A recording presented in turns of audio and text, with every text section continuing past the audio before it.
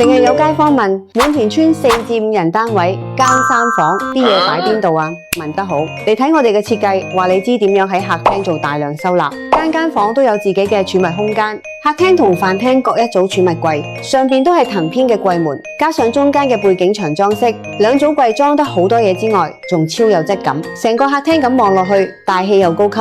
我哋喺廳裝個趟門，間出廳房，入去地台床隱藏收納，床頭設計組合櫃，混搭開放格，搭配暖光燈帶，層次感十足。